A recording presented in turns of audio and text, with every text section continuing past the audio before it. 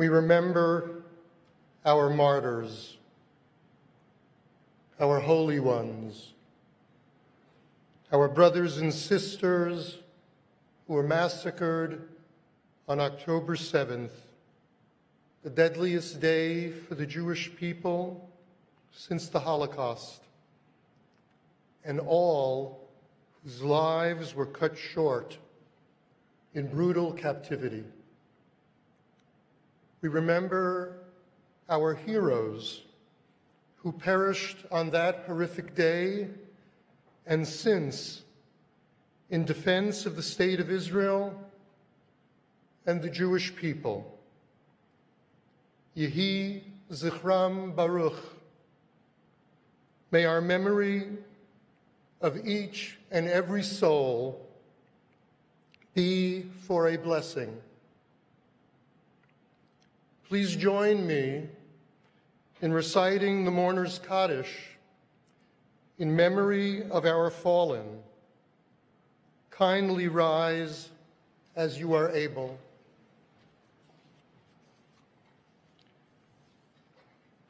Yitkadal v'yitkadash shemei Rabbah, be'alma divirach hirutei v'yamlich malchutei, b'chayechon v'yom yechon uv'chayei dechol Beit Yisrael, ba'agala v'zman kariv v'yimru amen. Yehei shemei Rabbah mivarach le'alam olomei omaya. Yitbarach v'yishtabach v'yitpa'ar v'yitromam v'yitnasei. V'yitadar v'yitaleh v'yitalal shmei dekudsha b'richu. Li'ela min kol birchata v'shirata. Tushbechata v'nechemata. Tamiran be'alma v'imru amen. Yehei shalama rabbah min shemaya. V'chayim aleinu v'al kol Yisrael v'imru amen. Hoseh shalom bimromav, hu yaseh shalom aleinu v'al kol Yisrael v'imru amen. Please be seated.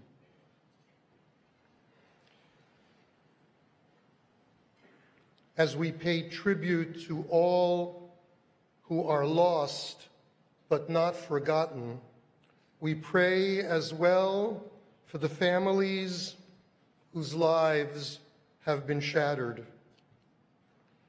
We pray for the hostages of diverse nationalities and faiths and their loved ones who continue to live through unending horror.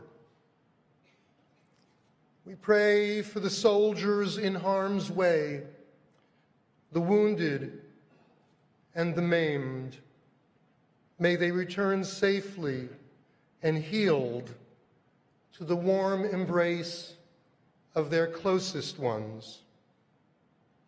We pray for the innocents who are victims to the war, human beings created b'tselem Elohim, in the image of God. We pray for the world to wake up and state through its actions, there is no place in our society for anti-Semitism or any forms of hate.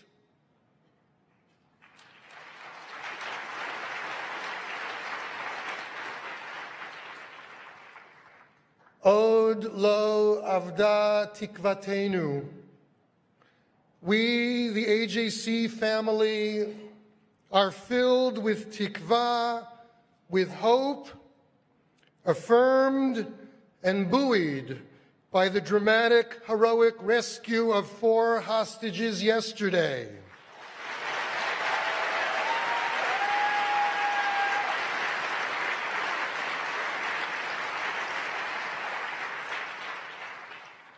Noah Argamani,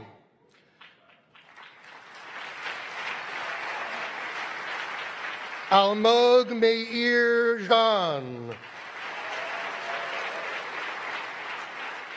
Andrei Koslov,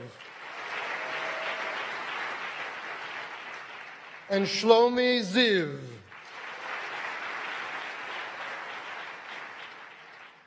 Lihiyot am chofshi be'artzenu be'olamenu. We will not rest until we are a free people, at peace in our land, in our world. We have gathered together to shape a new future, and thus we begin.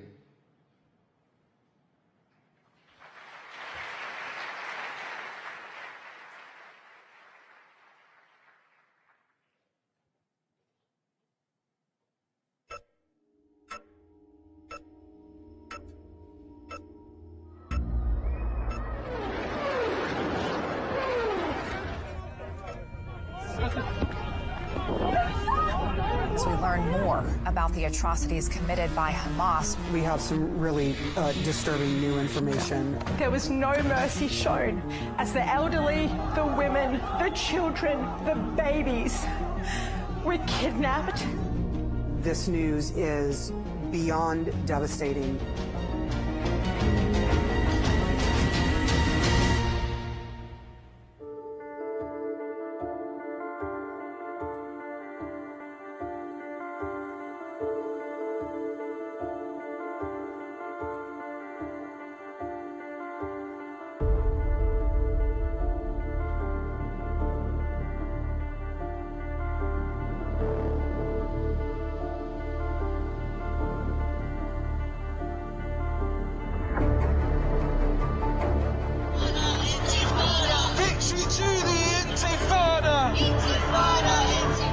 Spreading, what's believed to be coordinated posts with disinformation about the war. Police action is triggering more mass protests.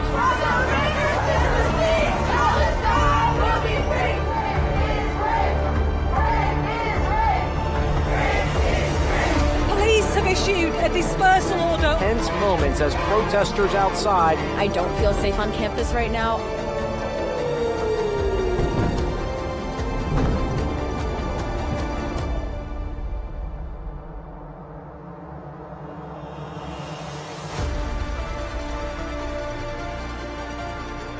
Agenda number 1 is to free our hostages.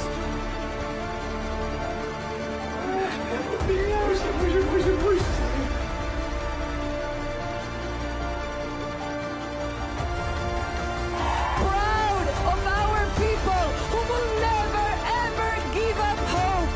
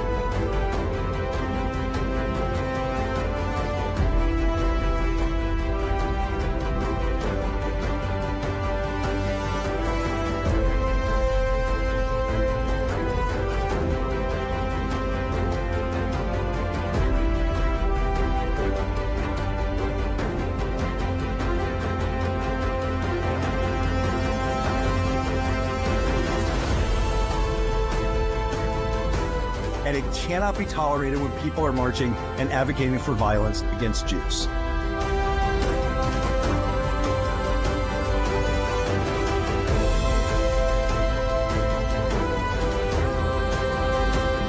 We are all on the same path to destruction if we indulge this 1 second longer.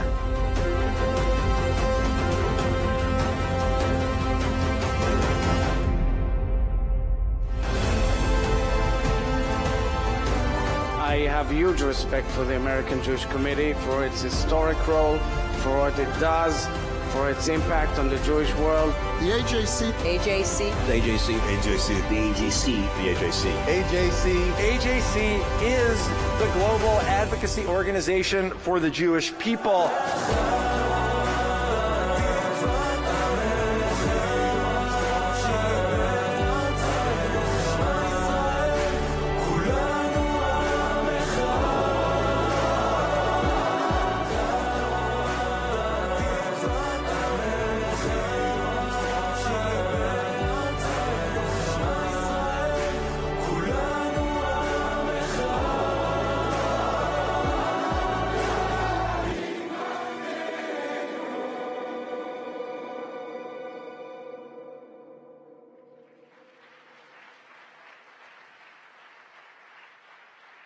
Please welcome AJC President Michael Tickner.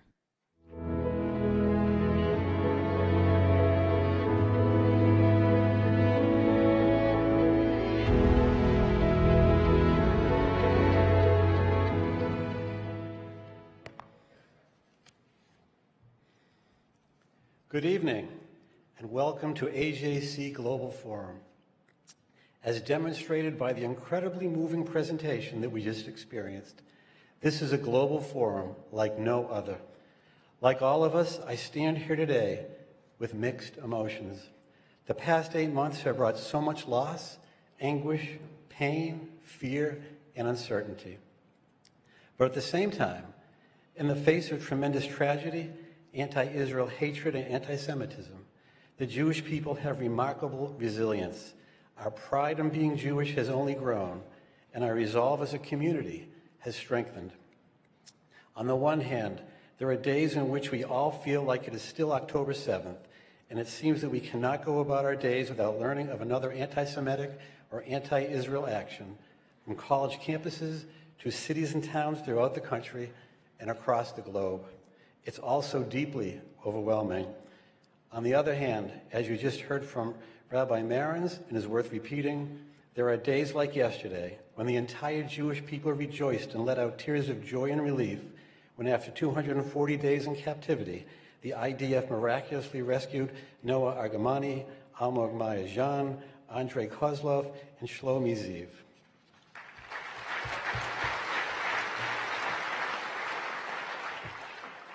The swing from dark lows to joyful triumphs has been the experience of global Jewry, both for the past 8 months and for more than 5,000 years.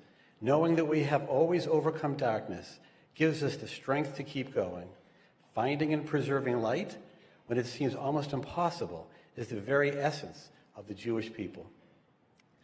We will continue to mourn all those who were murdered by Hamas terrorists and the soldiers who have since paid the ultimate price protecting the Israel people. Among them, Arnon Zamora, who led a part of the forces that rescued the 4 hostages yesterday, was critically wounded and ultimately passed away.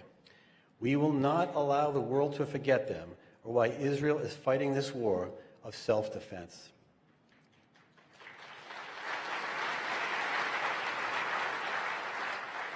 We will continue to pray for the thousands who have been wounded, as well as those who have been internally displaced from their homes. And we will not rest until more than 100 members of our family still being held hostage are brought home.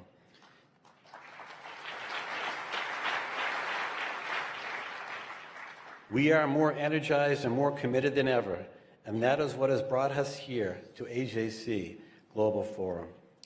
Through American Jewish Committee, the global Jewish advocacy organization for the Jewish people, we join together in the power center of government to demonstrate to the United States and the world that the global Jewish community and our allies are united and more determined than ever to stand up for the Jewish people and the state of Israel.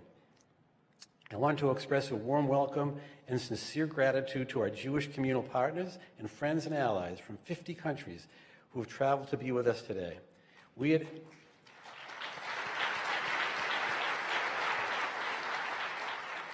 AJC are so proud to work with you to advance our mutual goals.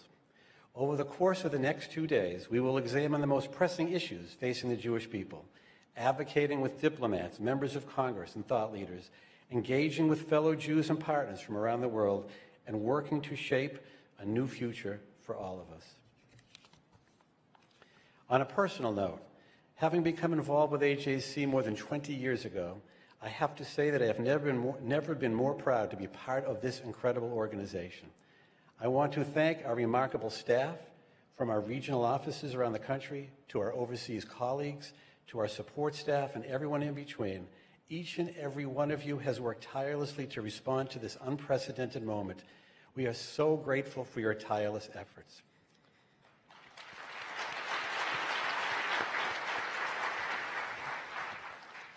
I also want to give special acknowledgement to the AJC Jerusalem staff, led by Avital Lebovich, who, more than most of us, have faced extraordinary circumstances.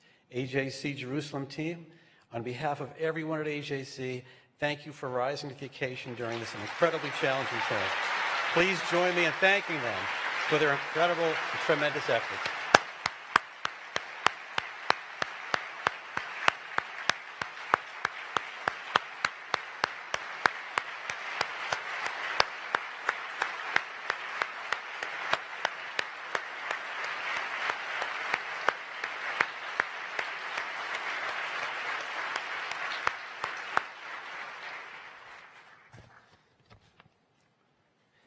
To begin our program, in a moment we will hear from Orna and Ronen Nutra, parents of Omer Nutra, one of the Israeli-American hostages still held captive in Gaza. Every day since October 7th and throughout this program, we carry every hostage with us. As you'll see in this ballroom, we have empty seats saved in the front as we await their return. There are empty seats to the left and to the right of the ballroom with yellow bands. Orna and Ronen, in your tireless efforts for Omer, please know that we all stand with you, always. We are deeply grateful that you are able to address us today. Before Orna and Ronen join us on stage, please turn your attention to the screens.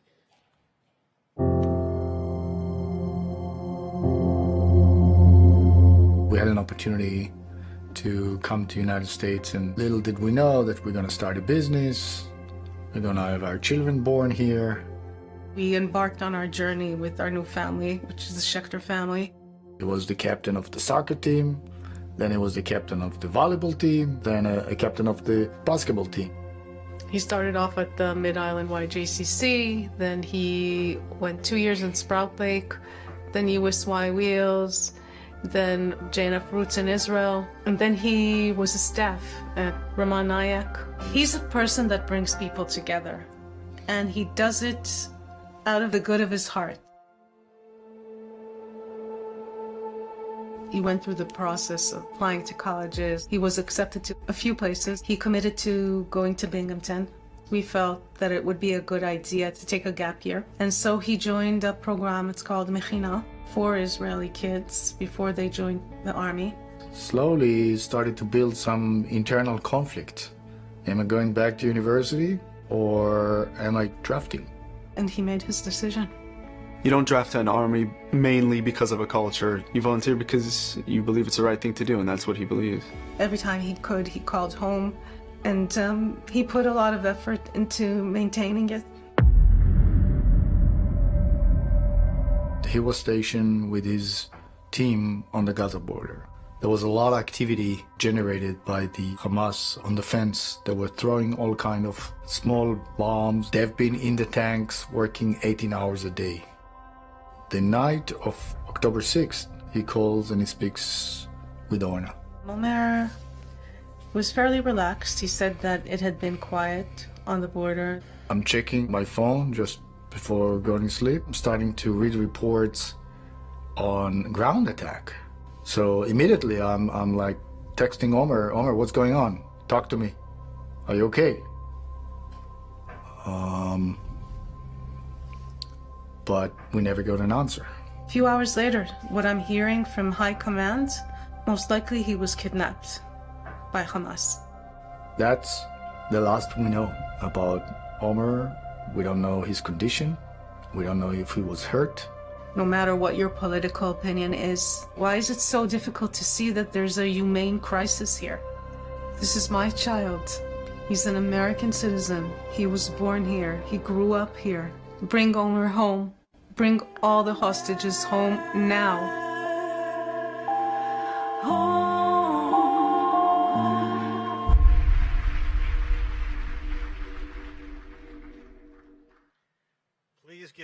Please give a warm welcome to Orna and Ronen Nutra.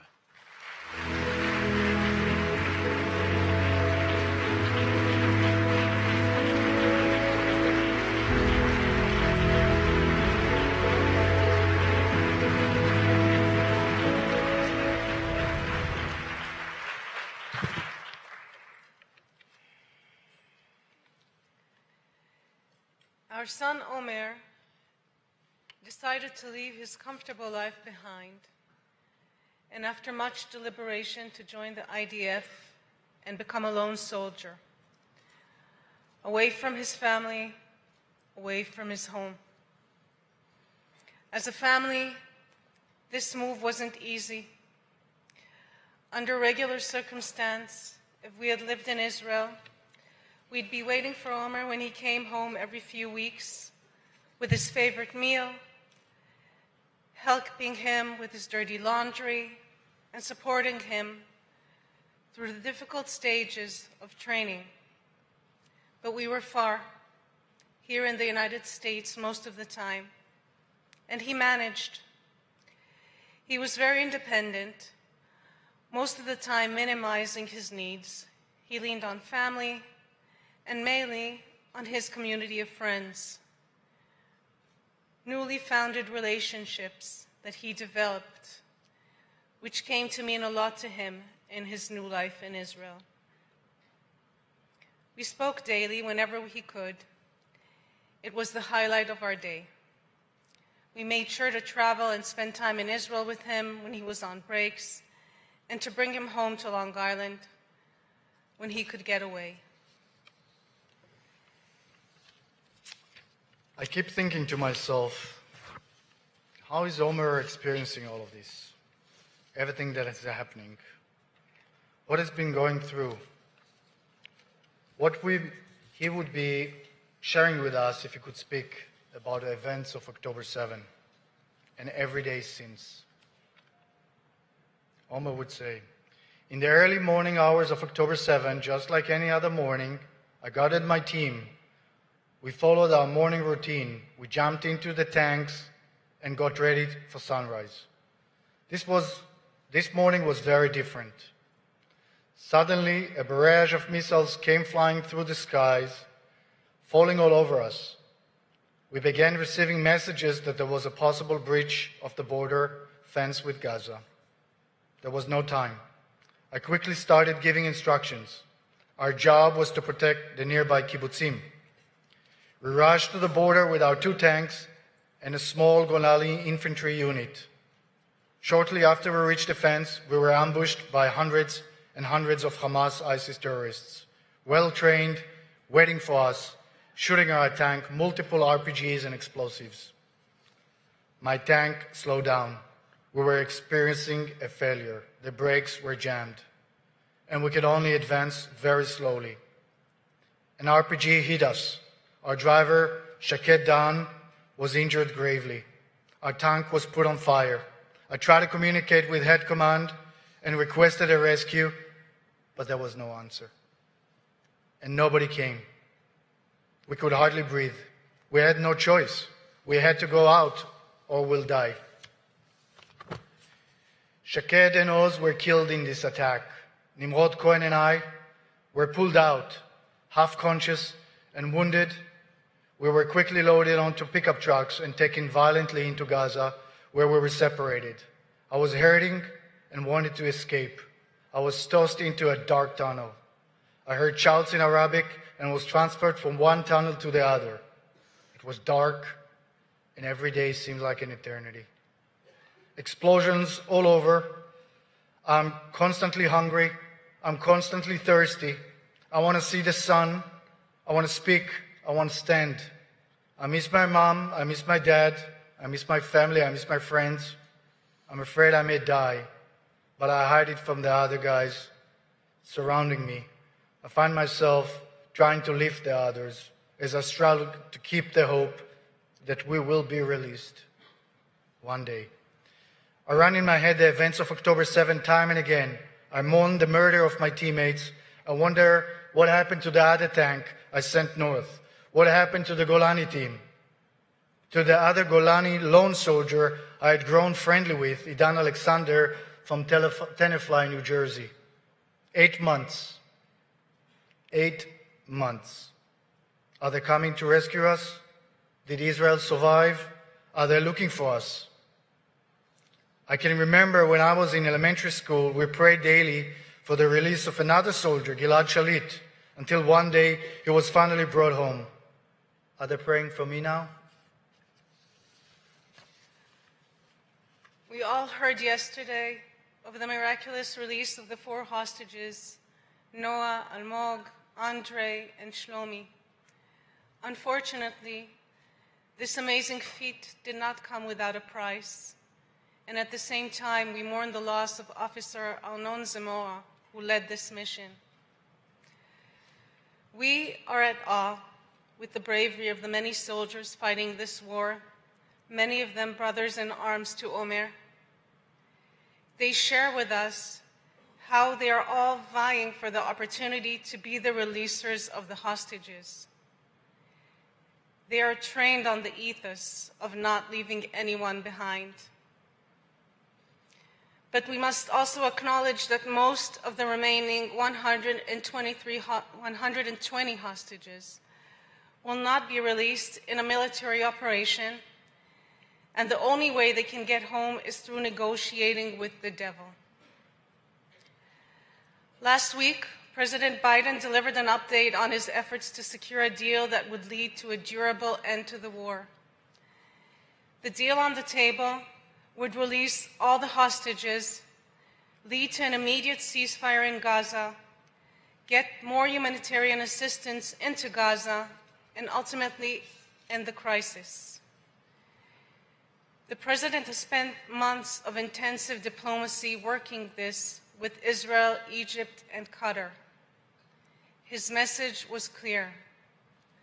Hamas needs to take the deal that Israel has offered and is on the table. Here, on this side of the ocean, the Netanyahu deal, as we call it, should be supported by both sides of the aisle, as our hostage release effort should continue to be a full bipartisan effort. Mounting pressure should be placed on Hamas by all the mediators and countries with influence to make Hamas accept the deal.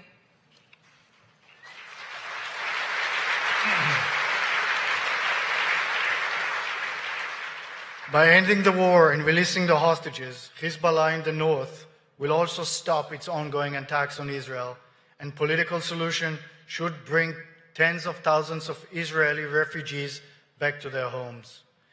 Israel's resilience cannot be measured only by the strength of its army, rather by the strength and resilience of its people. The events of October 7 greatly damaged Israel's sense of security and trust in the government and army as protectors of its citizens. Recent polls show that over 62% of the Israeli public believes that war must come to an end in return for a comprehensive hostage deal. The healing and restoration of this resilience must begin with the release and return of the hostages.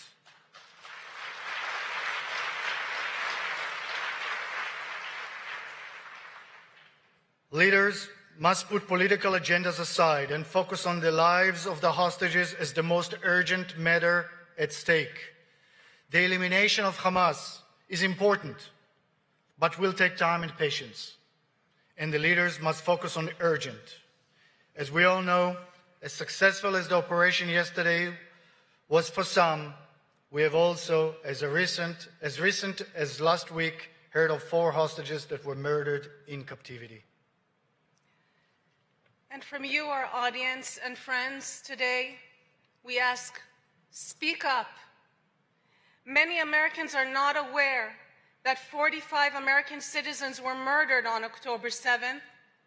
12 were taken hostage, 8 are still in captivity, 3 of them deceased, and 5 who are considered alive, amongst them Omer, our son. The United States is not just a mediator in a hostage release deal. It was and is still targeted by Iran proxies daily. Our son Omer is a New Yorker and an IDF soldier and a hero. He did the right thing and was in the wrong place at the wrong time. This could have been any one of your children. Omer, this situation is not normal, and we refuse to get used to it. We know you are alive. We know you are strong. We are not losing faith. We believe in you, in Am Yisrael, in our communities, and all the good people we learned to know during our fight for your release. They fight for you as you fought and are fighting for them. We will bring you home.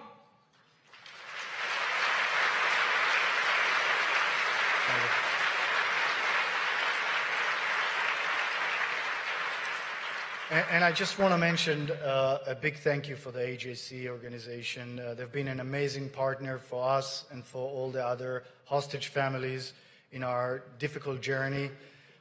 They held numerous meetings for us and helped us on the Hill, and will be forever grateful to the AJC. Thank you. Am Yisrael Chai.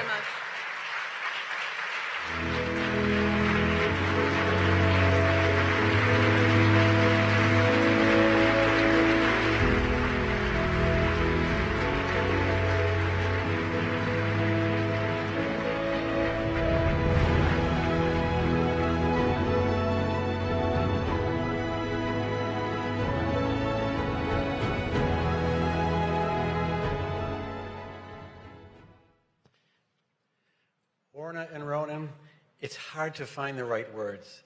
We are all standing with you and will not stop our efforts until Omer and all the hostages are home.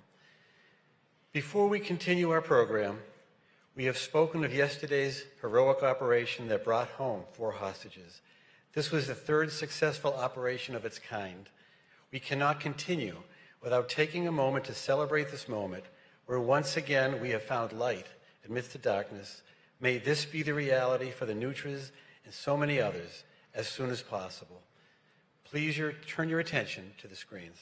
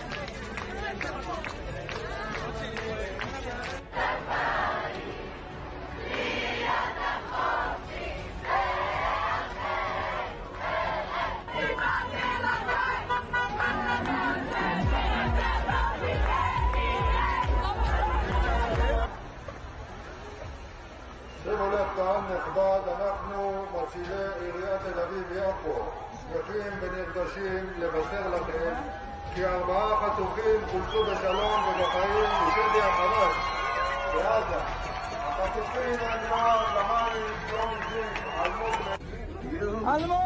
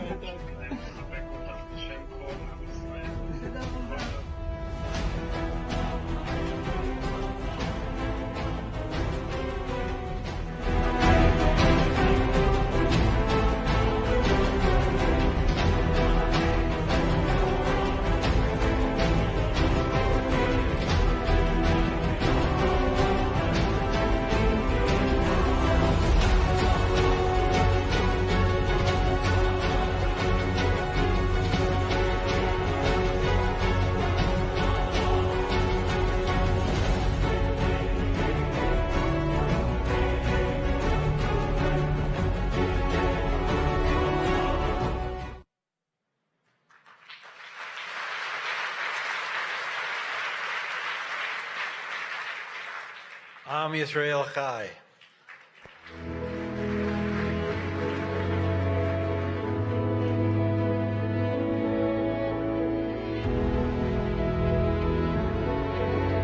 Please welcome AJC Associate Chair of the Board of Trustees, Tony Meyer, and Sophie and Bernard Gould Leaders for Tomorrow program alumna, Olivia Meyer. עוד לא אבדה תקווה שלישי בארצנו, שמע ישראל, כולנו עם אחד.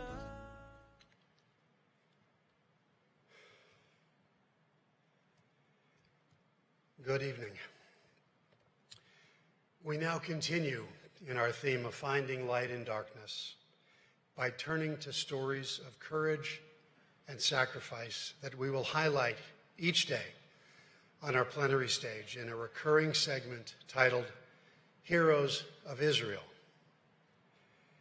These individuals, are glimmers of humanity and heroism that shine brightly and give us hope in unimaginably difficult circumstances. Ordinary citizens in moments of unimaginable crisis have risen to become extraordinary heroes. Their actions remind us of the resilience and indomitable spirit that define the Israeli people. They are men and women who, in the face of unimaginable terror, chose to act with bravery and compassion. Their deeds, whether saving a neighbor, protecting a child, taking care of the wounded, or standing defiantly against the forces of hatred, should be honored as profound examples of the strength of the human spirit. These heroes of Israel embody the best of us.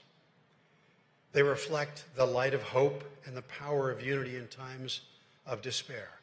Today, as we begin here to pay tribute to these remarkable individuals whose stories of heroism and humanity will forever inspire us, let us never forget that even in the darkest of times, there are those who rise to light our path forward.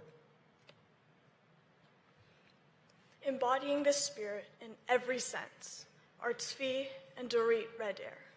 Tzvi, a medic and ambulance driver with Magen David Adom, and Dorit, a nurse, showed incredible bravery and selflessness on the fateful morning of October 7th. While treating the wounded, they learned about the tragic fate of their family members, yet, despite this unimaginable personal loss, Tzvi and Dorit persisted in their mission to provide care and comfort to those in need. Tzvi and Dorit are true heroes of Israel. Please direct your attention to the screens.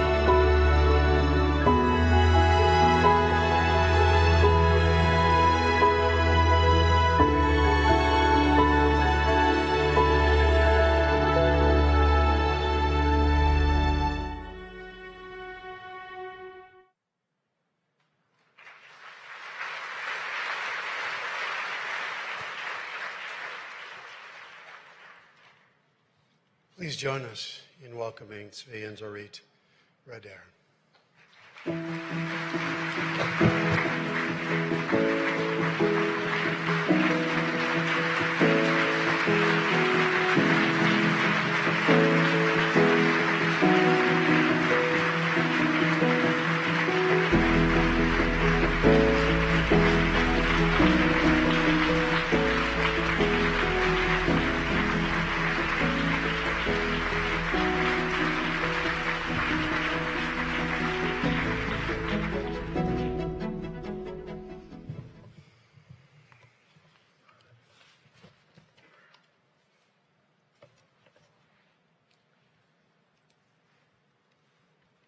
תתארו לכם שבת רגילה, השעה 6:30 בבוקר, שמחת תורה, אנשים רגועים, שותים כוס קפה ובדרכם לתפילה. ולפתע אלפי רקטות וטילים ומאות מחבלים שמסתערים במטרה אחת, לרצוח. אני צבי רידר, יליד ירושלים, בן לאמא ילידת פולין וניצולת שואה. גר בקיבוץ סעד שבעוטף ישראל, 3.5 קילומטר מגבול עזה. דור, בנינו השני, נרצח בקיבוץ בארי באותה שבת, בשעה שעבד בבארי כחונך לילד בעל צרכים מיוחדים. דור נרצח בטרם הגיע לגיל 22, ביחד עם חברתו תכלת בת ה-18. בשבת השחורה, ב7 באוקטובר, מהבוקר ועד הצהריים, אשתי דורית, שנמצאת איתנו כאן, ושנולדה וגדלה בקיבוץ סעד, ושהיא אחות במקצועה, ואני נהג אמבולנס שמתנדב במד"א, טיפלנו והצלנו חיים של עשרות אנשים שכל חטאם היה שהם יהודים. באותה שעה חיות אדם רצחו, התעללו, אנסו וחיללו את כבודם של החיים והמתים. מטרתם הייתה להביא חושך, ואילו אשתי ואני מנסים להביא אור ולתת תקווה. מעולם לא חשבתי שחיי כאימא ואחות השתנו לנצח באופן כל כך חד, דרמטי ובלתי צפוי.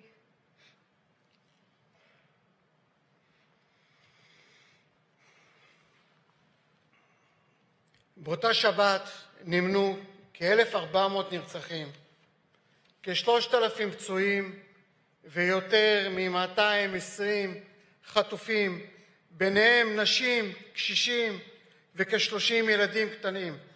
מה עוד צריך לזעוק בכדי שהעולם כולו יתעורר מול מעשי הזוועה הבלתי נסלחים הללו? לסיום, ארצה להעביר מספר מסרים. אין לנו ארץ אחרת, ואנחנו נלחם עליה עד דמנו האחרונה.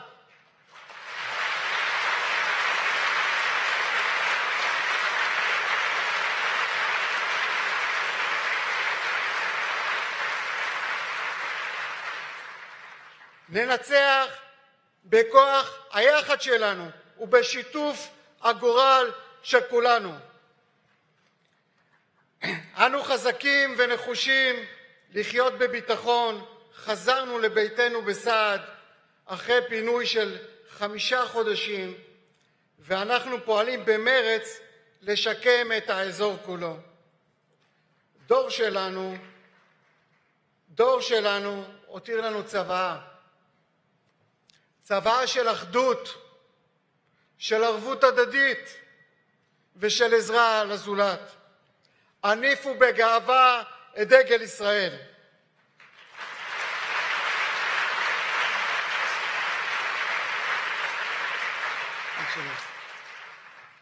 למרות המציאות שנכפתה עלינו באכזריות כעם ובוודאי גם כמשפחה, החלטנו לבחור בחיים ובהמשך עשייה למען הציבור כולו. ונסיים ברשותכם בשלוש קריאות. עם ישראל חי! עם ישראל חי!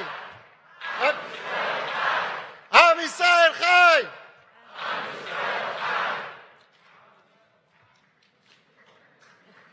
אני מבקש להודות לכם בשם אשתי דורית ובשמי על ההזמנה וההזדמנות לדבר בפניכם.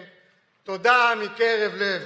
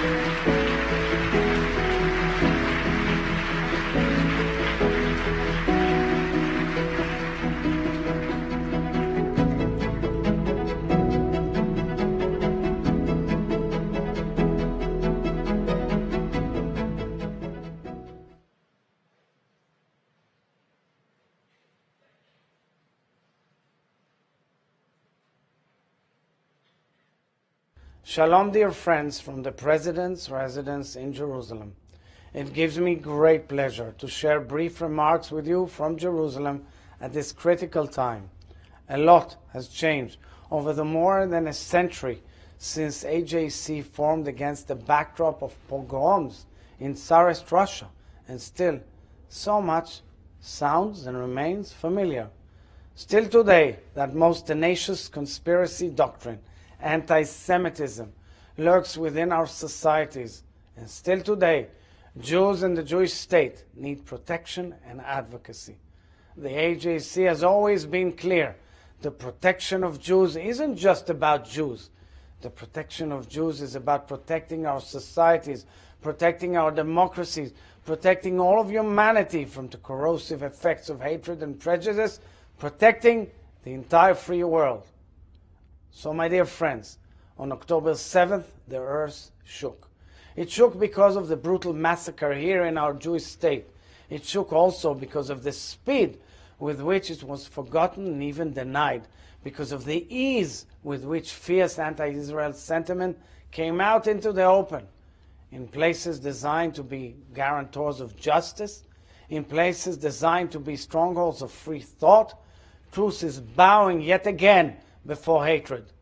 Calls to free Palestine of Jews masquerade as social justice on college campuses. In the ICC, the leaders of democratic Israel and Hamas jihadist terror masterminds are outrageously equivocated. Iran and its axis of the terror proxies, this empire of evil, is attempting to isolate Israel in the international arena, and alarmingly, at times, it is working. But October 7th proved that while hatred lives on, so does our resilience. Since the earth cracked open, we have seen alongside the searing pain so many reminders of our gifts. The global Jewish community has stepped up, have come forward for Israel. So, dear friends, this connectedness is a resource that we must actively nurture and protect. Even before October 7th, I put the full force of my presidency behind that axiom. Kol Ha'am, my initiative called the Voice of the People, was the name we gave to my initiative to form a global Jewish council on the most pressing issues facing our people. Its urgency has only grown. I hope all of you will come on board to bring your voices to this dialogue and conversation. I want to thank my good friend, AJC CEO Ted Deutsch, who has so beautifully taken on the helm from our good friend David Harris. Ted is working tirelessly on these front lines for all of us and I want to thank him and the entire beautiful team of AJC. I also want to thank President Michael Tichono and Director of AJC Israel, Avital Leibovich. I thank each and every one of you for your presence today and for gathering it up so that we get our objectives done. May our hostages find freedom as soon as possible. May our soldiers return home safely and victorious. May our wounded heal in soul and body. May our evacuees come back home from north and south, and may we all be whole again. Thank you, Todah, and Shalom.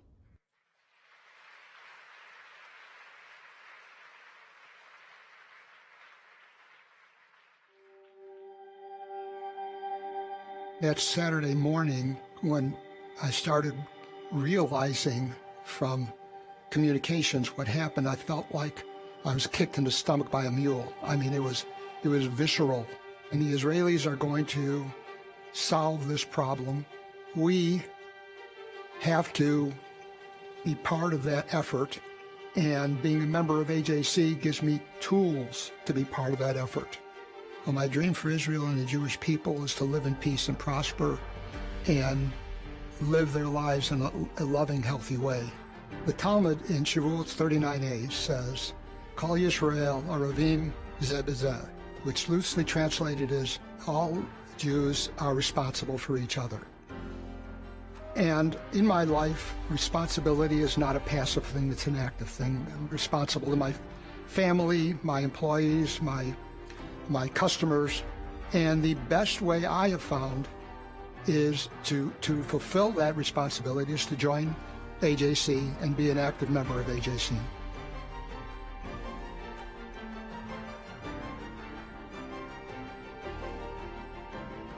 AJC has a strong foundation and is going to be here for the long term. I felt that my investment in AJC would be there for the future with a strong organization that will continue to stretch to meet its goals. I don't know of any other Jewish nonprofit that has that capability.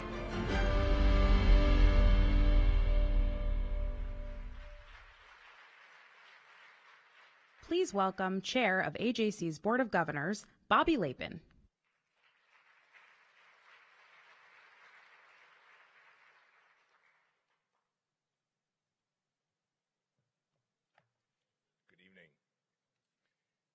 Having begun our program with a focus on the tragic events of October 7th and on the remarkable resilience of the State of Israel and of the Israeli people, it is only fitting that we now turn to the broader Jewish global community, those who, along with our Israeli brothers and sisters, have been so deeply impacted by October 7th and its aftermath.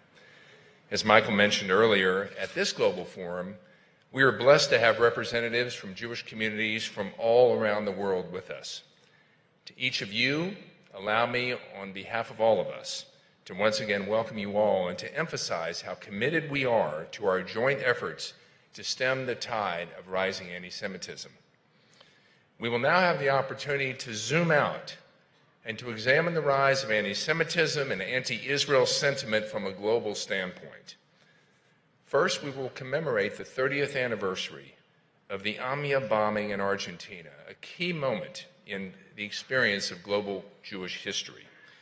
We will hear from Donnie Pomerantz and Amos Linetsky, the executive director and the president of Amia.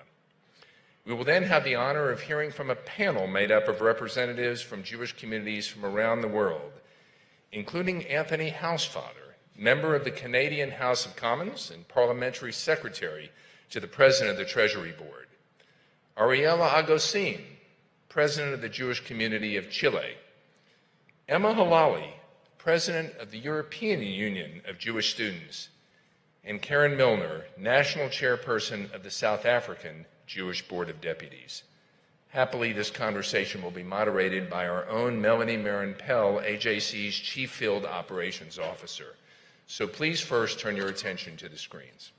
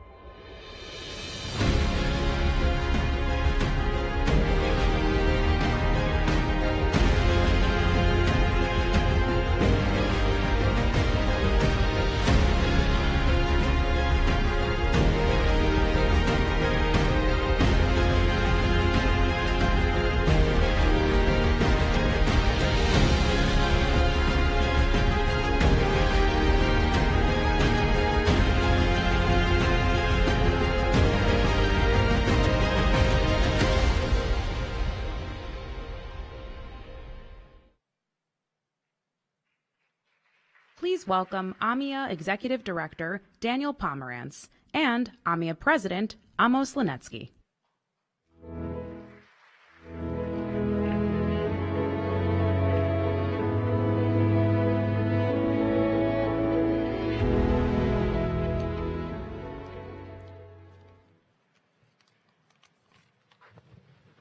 On the morning of July 18, 1994, a car bomb laden with explosives destroyed the historic AMIA building, the umbrella organization for Argentina Zurich, in downtown Buenos Aires. This attack resulted in 85 deaths and 3,300 injuries and remains the deadliest terrorist attack in Argentina history. 2 years earlier, a similar attack has struck the Israeli embassy in Argentina, resulting in the tragic loss of 89 lives. Justice has not been served in either case. Both have been characterized as crimes against humanity, yet impunity continued to reign supreme. The Argentine state has been unable over these 30 years to ensure that those responsible for orchestrating and carrying out these terrorist attacks are brought to justice and held accountable for their crimes. The pain remains. The wound is still open. I know this firsthand. I am a survivor of the AMIA attack. In a few weeks, we will all commemorate the 30th anniversary of this tragedy. It is beyond disheartening that, even after so many years, we must continue to raise our voices and demand justice. Another anniversary where we must loudly proclaim, justice delayed is justice denied. We all know by now who was behind these atrocities: Hezbollah and its master Iran. This is why Interpol has repeatedly issued red notices or wanted alerts against several Iranian and Hezbollah officials. That is why a few months ago, Argentina's justice system reiterated their culpability at the highest level, strengthening the case for action against the accused in the international arena. American Jewish Committee has stood by AMIA from the day one. Together, we have advocated in Argentina, Washington, D.C., and in capitals around the world for increased efforts from like-minded countries to combat terrorism committed by Iran and its terror proxies. We must reinforce our collective efforts to counteract those that oppose the democratic values we all uphold. Terrorism has no boundaries and respects no one, as we have seen in countries around the world. July 18, 1994 was one of the most tragic and sorrowful days in Jewish and Argentinian history, a modern pogrom driven by deep-seated anti-Semitic hatred. Thank you, AJC, for giving us this platform and for standing by us permanently and unconditionally in our quest for justice. We know that the day will come when impunity will end. We have dreamed of that day now for 30 years, and the dream will continue to inspire us until justice is finally served. Thank you. Thank you.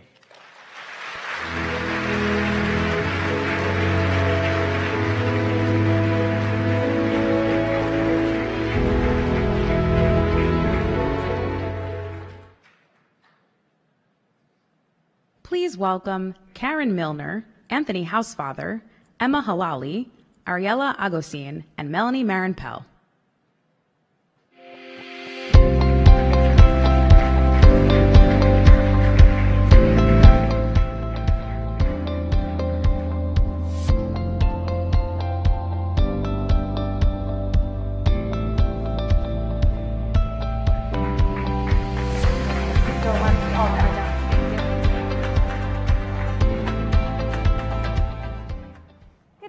Global Forum. Nice to see you all. Thank you all for being here today with us for this really important conversation. We have an incredibly distinguished group of guests representing different parts of the world, and we have very little time together, so we're going to really dive in. I'd like to frame the conversation this way.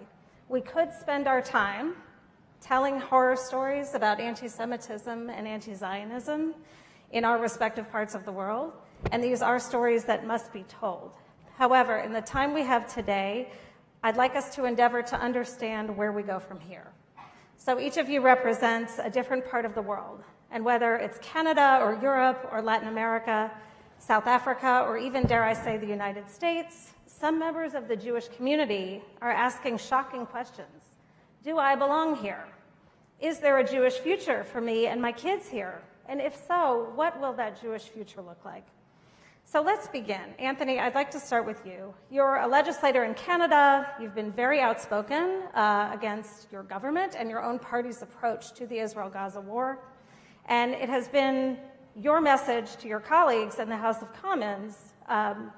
You've been quite vocal about this, but what has been your message and what legislative tools are you using, or do you believe we can use to pursue some outcomes that will be more favorable for the Jewish community? So it's been very shocking. I come from a party in the center left, and Canada, like the United States, is one of the very few countries that has a bipartisan consensus or has had a bipartisan consensus on Israel, where the center left party, our Liberal Party, is as pro-Israel as our Conservative Party on the center right. And that has been the case in the 8 years that I've sat in the House, and it sort of fell apart over the last 5 or 6 months as I watched many of my colleagues who previously had been very supportive of my stance on Israel suddenly disappear. And I've faced motions and resolutions in the House that I've had to vote against from my own party, and it's been deeply disappointing. But what I've tried to do is, again, emulate what we've done in Congress. So, number one, I convened hearings at the Justice Committee, which is our version of the Judiciary Committee, on anti-Semitism, focusing on college campuses. I had colleagues from my side that joined me in sending a letter to all the biggest presidents of universities in Canada. We confronted the presidents and called them out on not adopting IRA, on not including Jews in diversity, equity, and inclusion programs, on not enforcing their codes of conduct to allow encampments on their schools. And what I've tried to do is legislative tools, in addition to the recommendations that they adopt IRA, they include Jews in DEI programs, that they make sure that they apply their codes of conduct. We also, at a federal level, as opposed to in the US where it's at the state level, control the criminal code. So I've been proposing bubble legislation, which would mean that you can no longer block entrance or exits to places of worship, schools, or community centers. That has happened in Canada through demonstrators chanting offensive chants. I propose to have a government-wide strategy on IRA, which we have adopted as a Canadian government, to have a handbook on IRA that we will send out to provinces, municipalities, and universities, telling them how to implement IRA. And, of course, trying to work with police across the country to have the attorneys general at the federal level and at the state level, and in our case provinces, tell everybody exactly how they're supposed to apply the criminal code and make sure that they're actually enforcing it against people that are crossing the line. So I think there's a lot of legislative tools we can add to them. But what I ended up resolving myself is that because even though I'm frustrated about Israel, you know, I am still who I am. I'm still a liberal at heart. And I've got to push my party back to the right place on the issue that I don't agree with them on, as opposed to just forgetting that I agree with them on a lot of other issues. And that's what I've been trying to do.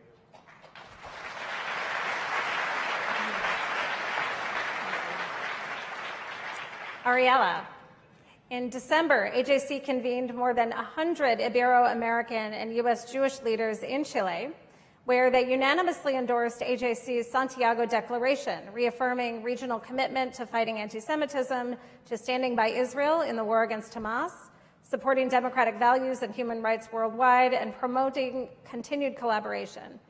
How do these hemispheric partnerships help strengthen your efforts, especially in a country like Chile, which has adopted such an overtly hostile posture toward Israel? Well, first, thank you very much for having me here, and I have the opportunity to talk to you about this and what is happening, and also for AJC to have been in Chile for that opportunity when we signed that document. It is certainly very important that we all work together on this, and I think we can all agree that this is a moment in which we are really one Am Israel, and Kol Israel Arevim Ze Lazeh. So it's more important now than ever to be together. And in the neighborhood, it's not easy. You can see what is happening in Colombia with Petro. You can see what is happening with AMLO in Mexico. And we see Brazil and Nicaragua and Bolivia and also Chile.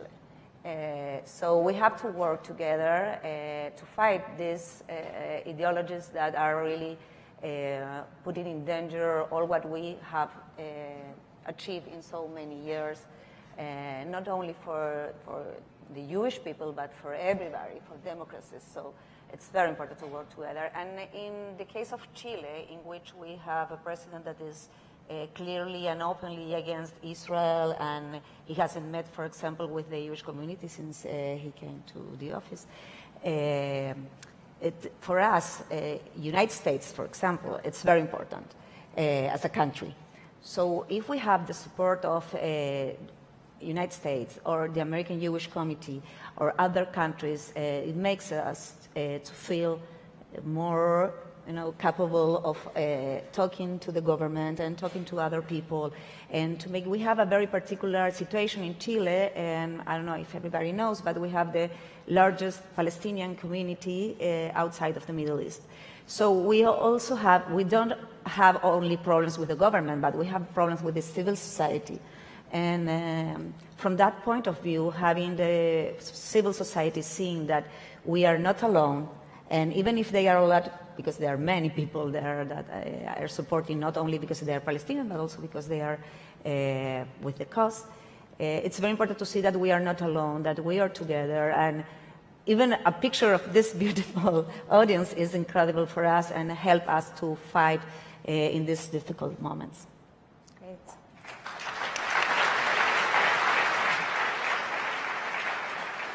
So speaking of countries taking a hostile posture toward Israel, Karen, South Africa has led the effort to bring Israel before the International Court of Justice on charges of genocide, which has created an incredibly challenging climate for the Jewish community of South Africa. The viciously anti-Israel African National Congress has showed that it faced a little bit of a decline in the recent elections. It lost some support, it lost its majority. So can you help us interpret these results? And does it signal a possible shift in attitudes towards Israel, or was it driven by other factors? Sure. Thank you very much. Firstly, thank you for having me here. And they say since October the 7th, the Jewish heart beats in unison, and I certainly feel it over here. So thank you very much. Thank you. But if the Jewish heart broke globally on October the 7th, the South African Jewish heart broke again on the 29th of December when, as you said, our government took Israel to the ICJ. The little sliver of hope that we have in our community has been fighting our government tirelessly since then, has been the elections that we knew were coming and that we knew would signify a drop in the percentage of vote that the ruling party, the Liberation Party, the ANC, had. What's been really interesting is that the ANC fought this election very much on a foreign policy, Israel-Palestine platform. All of their platforms before the elections were run with them in Palestinian scarves or kafirs. And the very, very last thing that our president said in the very last election rally to the country that is suffering from a lack of electricity, water, etc., the very last thing he said was the cry from the river to the sea, Palestine will be free, before the elections. So fortunately, the good news, there is some good news of that.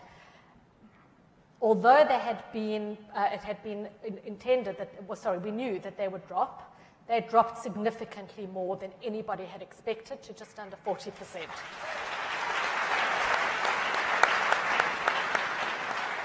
And I know there's some South Africans in the audience, so they'll understand this. They got this is the good news, they got what we call in South Africa a snot clap, which means they got a smack that the... I'll leave the rest to your imagination. Yeah. So that's the good news. The politicking, that was partly, not entirely, but partly a distraction, really achieved very little in terms of gaining them votes.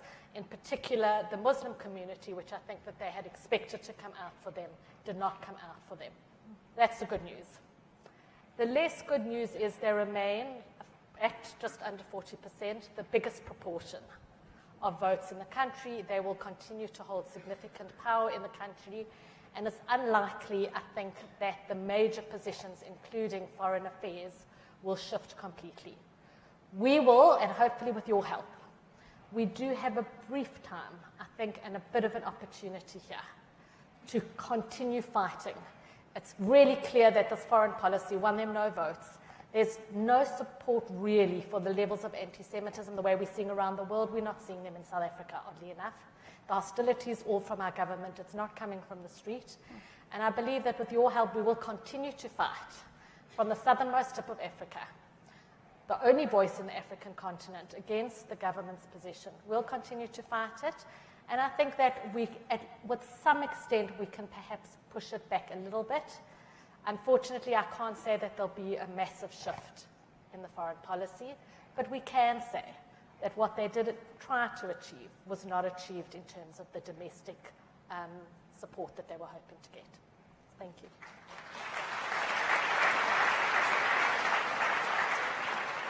We will take good news in whatever way we can find it. So. Emma, I'd like to ask you, all eyes have been on students, and certainly here in the U.S., but also around the world. And we've seen Jewish students, and so many of you are here, so thank you, Jewish students, all of you who are here with us today.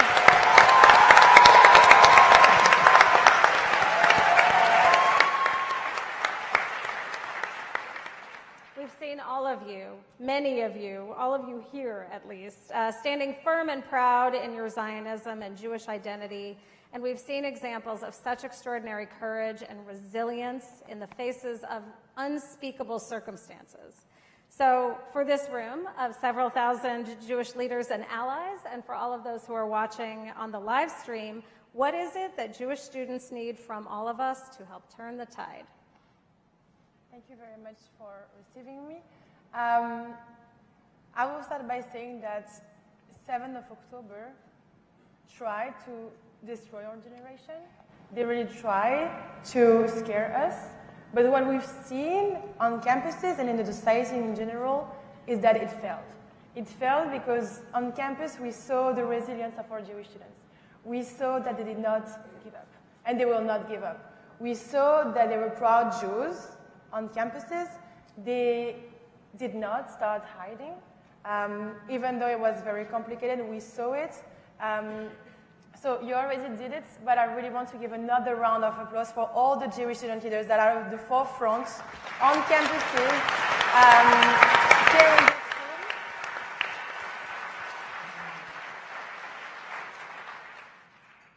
And I highly encourage you to look on your left and on your right. You will for sure find a student, whether it's a student from Greece, a student from the UK, a student from Argentina.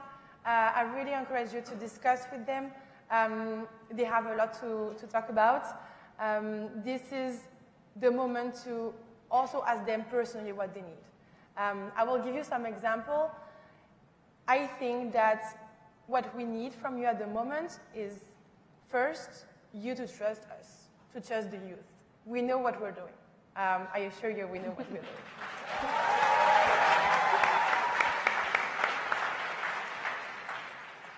Trust and to listen, because it's different, to listen to us as well. I think, in terms of support, there are so many different ways to support us. Just a couple of examples. If you have a law firm, you can also help us having legal advice when it comes to maybe suing universities or other forms of legal advice. If you're a psychologist, you can also help us with providing your help and your availability for our students. If you have political contacts, as Anthony also said, to help to push for IRA definition, the International Holocaust Remembrance Alliance definition of anti-Semitism on campuses, we need them. Your student representative, the unions of students in their countries, they need the support of the community and anyone else that can also support. And lastly, if you don't have a law firm, if you're not a psychologist, if you don't have the political capacity, you can also help financially.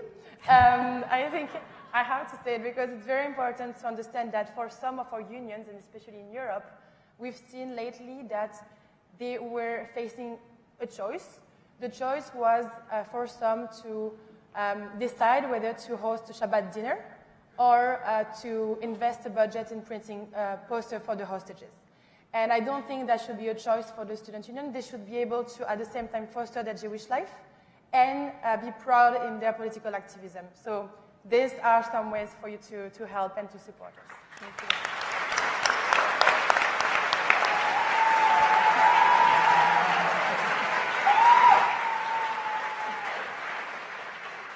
I think you came here with a fan club, but it just grew exponentially, which is very exciting.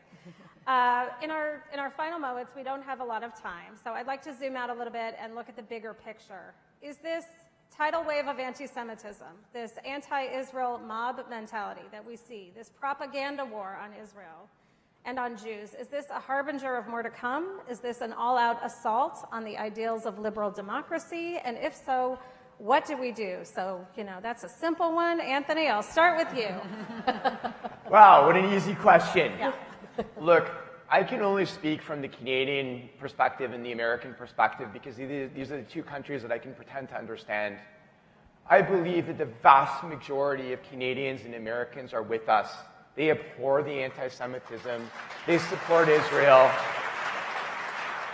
This is a small, loud, angry group that is holding our country hostage, that is yelling nasty, hateful things at college campuses and on streets, but they don't represent the majority of our populations. We live in the two countries in the world that not only are the golden Medina, as our ancestors would have called it, they've given our people opportunities that no other country in the world has ever given. And we, as a community, have done more for these countries in proportion to our numbers than anyone else.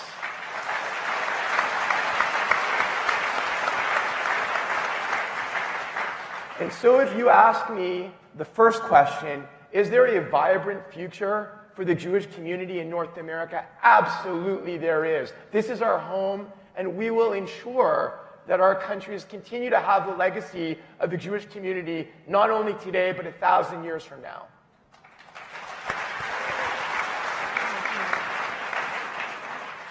Emma, do you think that your generation understands what is at stake? I think that my generation actually more than understand and actually live it every day. As I said, they are on the ground. They are the ones that are being called fascist Zionists the minute that they want to stand for Israel or just to fight against stereotypes, anti-Semitic stereotypes, and everything. So I think we are more than aware. And at the moment, also I would like to mention that today for Europe, it's an important day since we just had the results of the European Union elections. I have to be honest with you, I think for our generation, it's one of the darkest days for Europe when it comes to this rise of political extremism. And we, the youth, we are aware of this, and we will continue to fight against political extremism and the rise of populism everywhere. We need this fight. I mean, you all know that fighting against anti-Semitism and hatred is not the fight of the Jews, but it's the fight of each and every single one of us, and the society in general.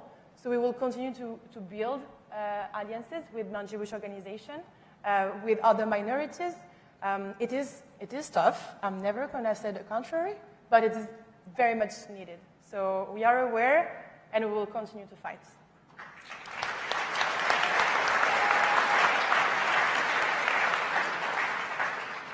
And Ariella, do you think that people in Chile, at some point, non-Jews in Chile, will start to sort of wake up and realize that what is happening is not good for them either, that it really requires, as Emma said, all of society to respond? And what more can it do? What can we do? And what more will it take for people to realize that?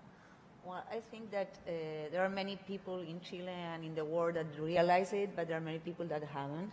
And that's something that has to make us really aware that we have to work together. So first of all, I think we certainly have to try to gather our resources to work together in communications and also in people that are not Jews and they can speak up for us, because that's very important. But I think that we see Israelis, they are fighting in Gaza, in Israel, and we need to fight in social media, and everybody has to fight in social media and in the press. Every one of us has to be a soldier of Israel in social media and with this propaganda, and we have to work together. We have to manage to work everybody together to fight this terrible propaganda that we have seen in the last months. Absolutely. Thank you. And Karen, what about allies? How can we involve more sectors of society in finding solutions? So I think from South African point of view, we really are quite fortunate. Despite the very negative position of our government, we had what we called a Seder plate at one stage, which was something put out by BDS, which spoke about which parties to vote for that were anti-Israel and which parties not to vote for that were pro-Israel, and they're all neutral. And there were quite a number of parties that are, in fact, either pro-Israel or neutral. So that's one ally that we look at. And certainly the Christian community. South Africa is a deeply, deeply religious country. They have a tremendous respect for the Bible, for the Old Testament, and we have many allies there, and we are working with them. And I think that for us as a community, and I think globally, it's important not to feel the whole time that we are alone, because we're not. We have allies, we have friends, we must work with our friends, and I really do rely, there's an African expression which is called Ubuntu, which means I am only a person because you are a person. And I think that that's really a strong message against hate, is recognizing the personhood within all of us. Beautiful.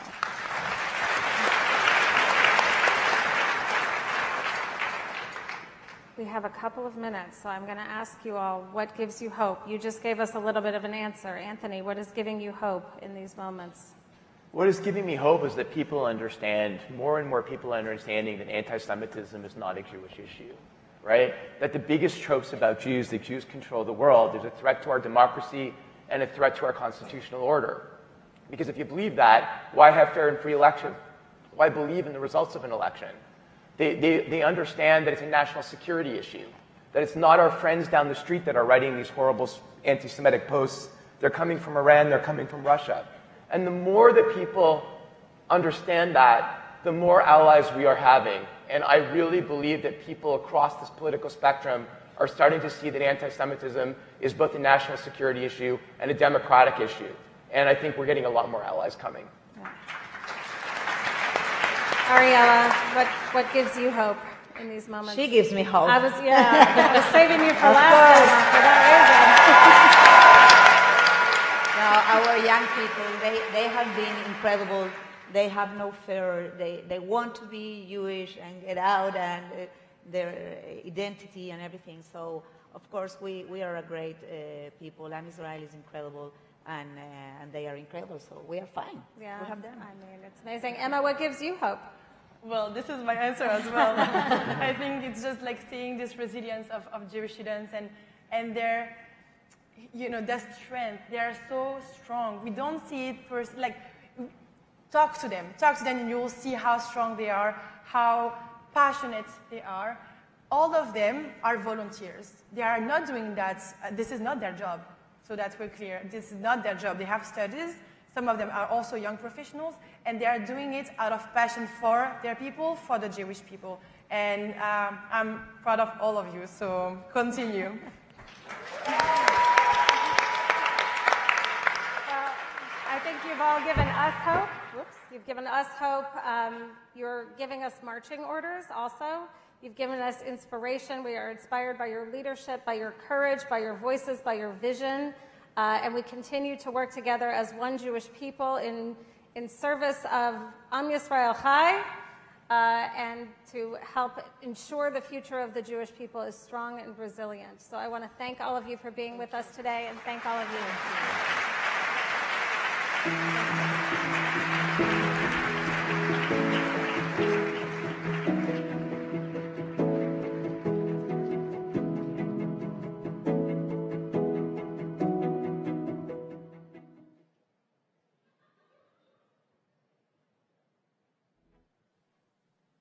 Please welcome AJC CEO Ted Deutsch.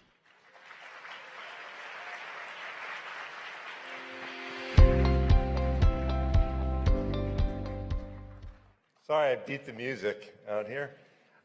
Good evening, everyone. And let me add my voice with this official welcome to AJC's Global Forum. I know that we're just getting started, but I am already, I'm sure like you, so moved by what we have experienced. I would like to, first of all, acknowledge Orna and Ronen and assure them that everyone in this room, everyone who is watching, and everyone in the Jewish community and around the world will continue to speak out until Omer and every hostage is returned home.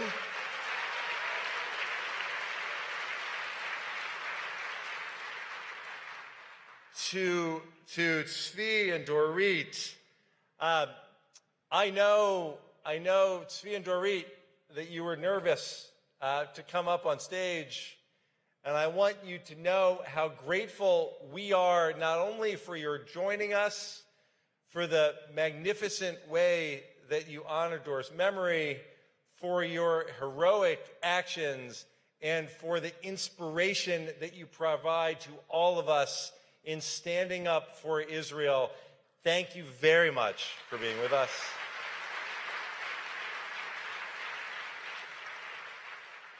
And to Danny and Amos and Ariella and Anthony and Karen and Emma, we're so grateful for your participation here and for highlighting exactly what Tzvi said earlier. The Jewish people have a shared destiny. That's what this moment is about. At this unprecedented time for our community, it is incredible to see so many of us gathered here from every part of the world, standing together, united, and more committed than ever to shaping a new future for our people. And as we have just seen on this stage, from the incredible panel of global Jewish leaders, we stand at an inflection point. Spiking anti-Semitic violence, discrimination, conspiracy theories are reasons to declare a global state of emergency for the Jewish people. Because, as my good friend Anthony Hausfather points out, anti-Semitism threatens everyone, not just the Jewish community. Left unchecked, it will undermine the very values and freedoms that we cherish. That's why we at AJC believe that this moment requires, this moment demands an international, whole-of-society approach. We must all come together to fight anti-Semitism. We have 25 regional offices at AJC, 15 overseas posts, 38 partnerships with Jewish communities around the world, giving an unparalleled global capacity for targeted advocacy to tackle anti-Jewish hate. AJC's been at the forefront of addressing anti-Semitism for decades, urging global leaders to take tangible steps to protect Jewish communities. We helped craft the IHRA definition of anti-Semitism, which is used globally to help better identify anti-Jewish prejudice and hate, which has prompted numerous countries to adopt it, as well as the Organization of American States, making it the standard across Latin America. And, I might add, the IHRA definition and its adoption has been passed by the United States House of Representatives, and the United States Senate should do the same. We pushed for creation of the position of Special Envoy to monitor and combat anti-Semitism in the U.S. State Department. We helped governments in Europe understand that anti-Semitism is their responsibility, convened civil society leaders, experts, and government officials. We helped European governments and the European Union create comprehensive national strategies to combat anti-Semitism across the continent. And building on the success of our call to action in Europe, we launched our call to action against anti-Semitism in America. This whole-of-society approach laid out clear and precise policy prescriptions that leaders across sectors all across our society and our government could follow. The White House incorporated many of these prescriptions into the U.S. national strategy to counter anti-Semitism, which proudly AJC helped to craft. And last year at Global Forum, I stood on this stage, that stage in Tel Aviv.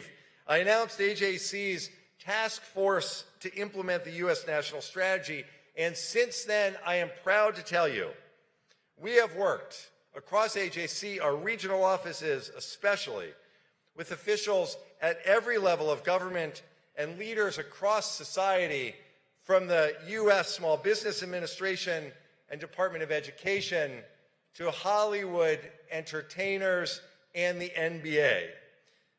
We urge them to take proactive, concrete action against anti-Semitism. And with all of that experience fighting anti-Semitism, we decided that this is the time for a truly global approach, because that's what this moment demands. So driven by the international cohort of Jewish leaders and global partners that we have here today, AJC is announcing our global call to action against anti-Semitism, a detailed list of actions that governments, social media companies, schools and colleges, leaders across society and around the world can and must adopt to curb anti-Semitism. And together, united as one community and one people, we are stronger than the anti-Semitic hate rising across our societies. 38 countries and international organizations standing together as one. Together, we are answering the call for a better future for the Jewish community and for the world. So I want to thank our partners for signing on to this effort. And I'd like to list those partners as I do. Sincere thanks to our partners from Argentina and Australia, Belarus, Brazil, Britain, and Bulgaria, Chile, Colombia, Costa Rica, the Czech Republic, Ecuador, El Salvador, the European Union of Jewish Students, the European Jewish Congress, France, Greece, Guatemala, Hungary, India, Italy, Japan, Latvia, Lithuania, Moldova, Norway, Panama, Peru, Poland, Portugal, Romania, Slovakia, South Africa, Spain, the United Arab Emirates, Ukraine, Uruguay, Venezuela, and the World Union of Jewish Students. Thank you to all of you for the show of unity and show of strength that the global call to action represents. And now I am honored to call up the Jewish leaders from those communities to join me on this stage to endorse our global call to action against anti-Semitism. To those leaders, I ask you to please join us on stage.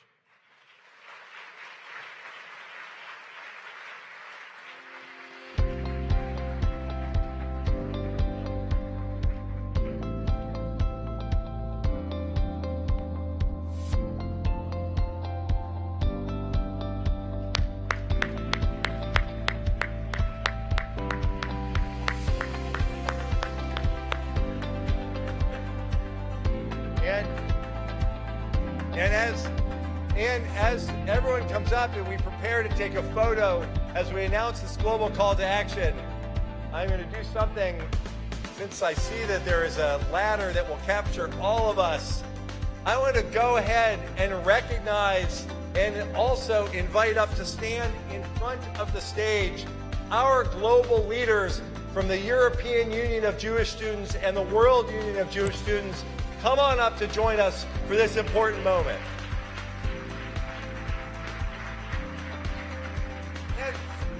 And by leaders, if you're a member of the European Union of Jewish Students and the World Union of Jewish Students, please come join us across the front of the stage.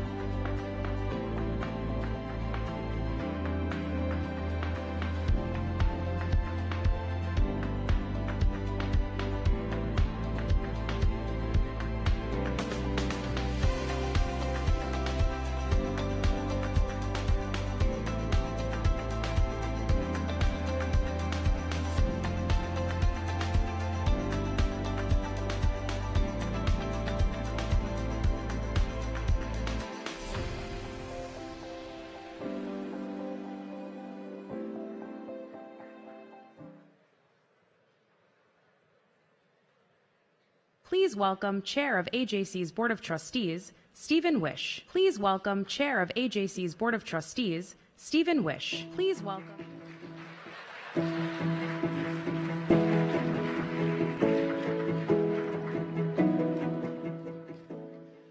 Wow, what a great global expression of Jewish solidarity.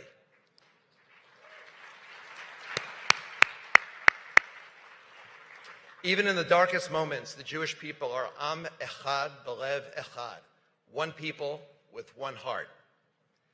The time since October 7th has been a blur to me and to all of us. I cannot believe that over 240 days have passed with our brothers and sisters held in captivity. And we have watched anti-Semitism rise to levels we haven't seen since the 1930s, and in America of all places. AJC has been my oasis of peace and tranquility during the challenging period, as it always has been for me. Channeling my energy into my work with the fabulous, fabulous AJC team has brought me solace and optimism during these painful months. I am a proud Jew, and prouder than ever before.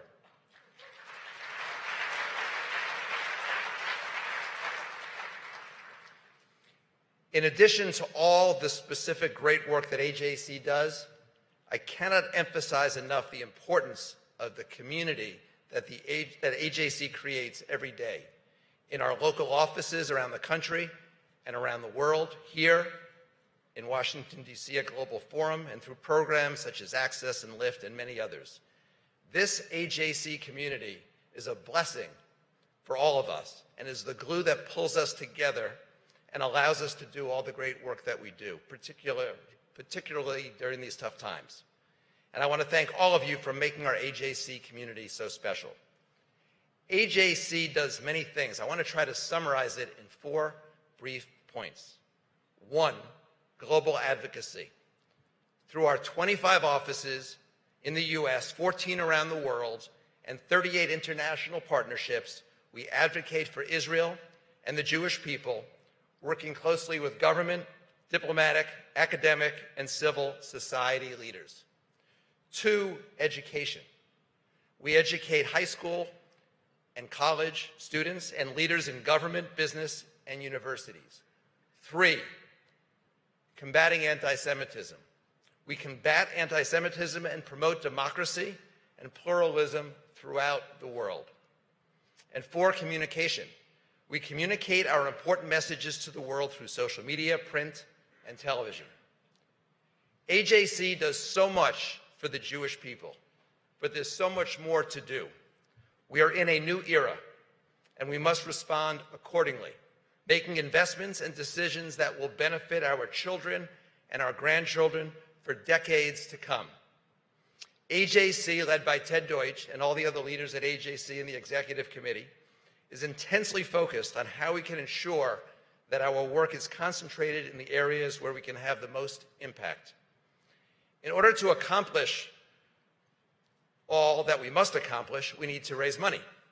And this is my chief responsibility as chair of the Board of Trustees, to make sure we have the money to get the work done, so that AJC can help create a world where every Jew lives safely and proudly, and where Israel flourishes. We would like to raise at least $1 million during these few days of the Global Forum. If you have already given, please consider giving some more. If you haven't given, please consider giving during these few days at Global Forum. The Jewish people and Israel need us. They need AJC more than ever before. And it really doesn't matter what level you give at. Every bit counts, and the strength of numbers is important. So I'm counting on you to have 100% participation. Whatever you can contribute, please do before you leave Global Forum. You can make this goal by speaking to an AJC staff member, using the pledge card on the back of your program, or making a gift online through the AJC Global Forum app or on the AJC website. And I'm delighted to take your orders personally, so please come up to me. And in addition to your giving, please ask friends and family. So now I would like to turn our attention to the evening's final segment. Israel and the global Jewish community have been fighting a multi-front war since October 7th. On the ground in Israel, the brave soldiers of the IDF are defending Israel from threats on multiple borders. On college campuses across the world, Jewish students have faced protests and encampments that have erupted into disruption, chaos, violence, and intimidation. We will now examine another extensive and challenging battlefield, social media. Despite the overwhelming evidence of Hamas's horrific crimes and the clear need for Israel to defend itself, we have all been immensely frustrated, even depressed, by the widespread misinformation, anti-Israel, and anti-Semitic content that has permeated the discourse on social media. Amidst this unprecedented assault, Michael Rappaport and Aviva Kompis have each in their own way become two of the most outspoken and outstanding advocates for Israel and for the Jewish people. Aviva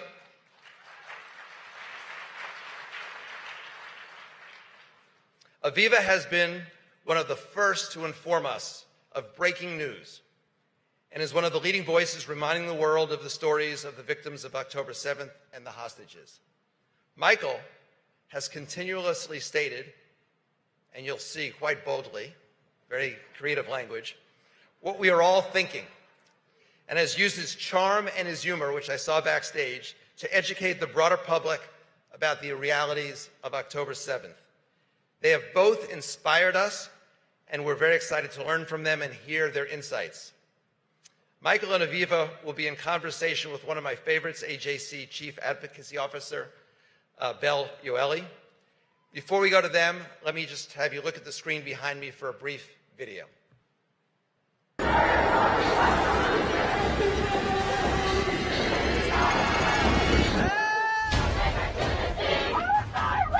You don't like Israel? You. You say genocide? You. You don't want to take 60 seconds to learn what a Zionist really is? You. They're saying that Israel has no right to exist. Hell, Hitler, he's a G. I would have invaded all you guys, bro. On behalf of 9 million Israelis, I say to them, no, we will not roll over and die. History is going to record who was a perpetrator of evil, who was a bystander to evil, and who was an upstander.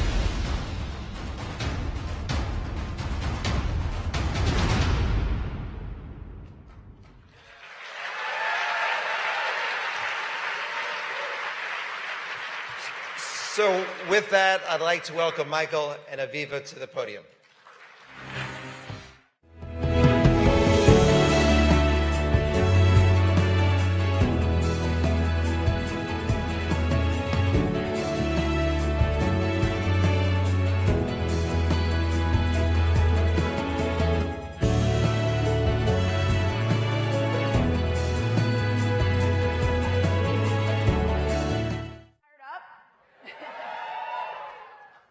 Tell you, I'm very fired up because we are on stage, as Stephen said, with two of the fiercest warriors for the Jewish people. Let's give them another round of applause.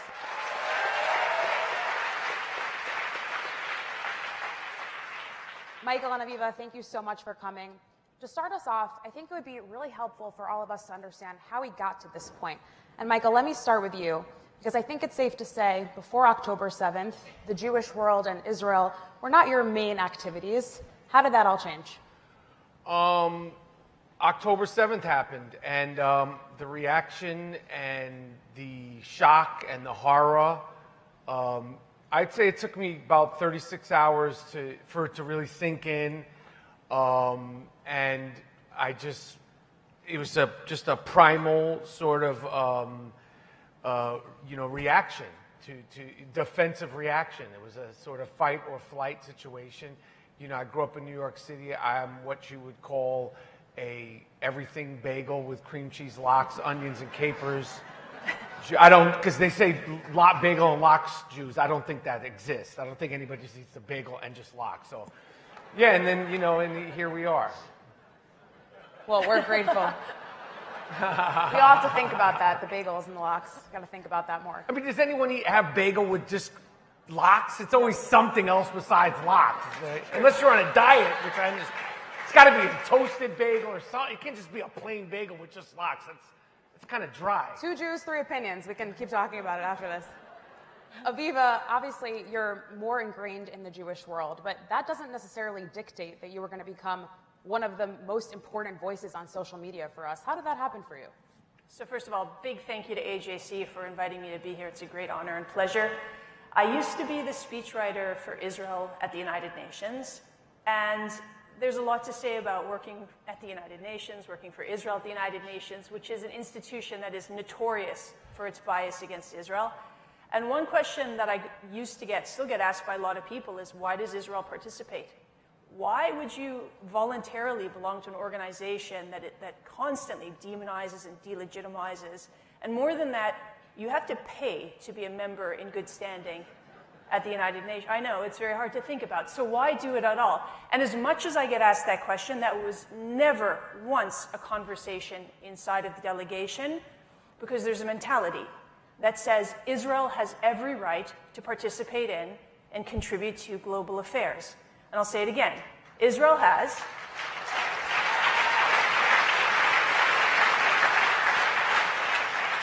and the Jewish people have every right to participate and contribute to our communities and our society and our country, and we should accept nothing less than that. So the mentality that I bring to this work is that I call bullshit. None of this, I swore before you, lost the bet. None of this is normal or acceptable, and I will not for 1 minute of one day allow it to stand. I will not tolerate a world that treats us as if we deserve this, as if we deserve October 7th, as if we deserve the outbreak in anti-Semitism, as if it's normal or acceptable that even one person would be a hostage. No, absolutely not. I'm not accepting a world where Jews have to hide their identity, especially young Jews. We live in a world of identity politics where you're encouraged to identify as anyone, wear any flag, any pin, and the one thing you can't safely identify as is a Jew, forget it. Bullshit also.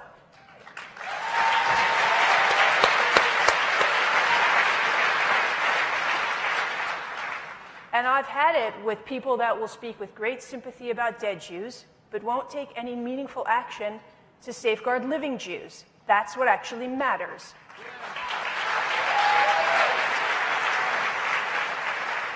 Because to be clear, we don't want anybody's pity. That's not what we're looking for. We're looking for this to be fixed. And so if you don't care to fix it, we don't care to hear any more empty statements.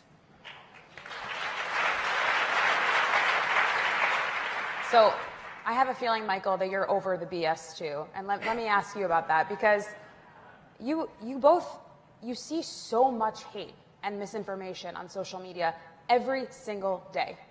What is the one thing or a couple of things that you just cannot get your head around that you see that really get you riled up out of everything that you see out there?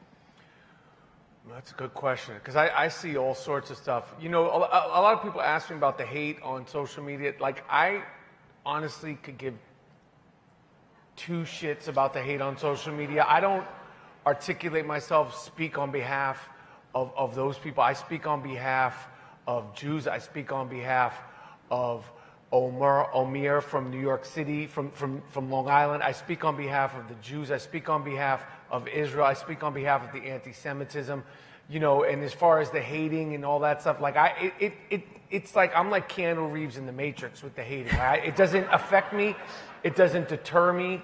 It won't affect me. It won't deter me. It's never affected me, and it certainly won't affect me post October 7th.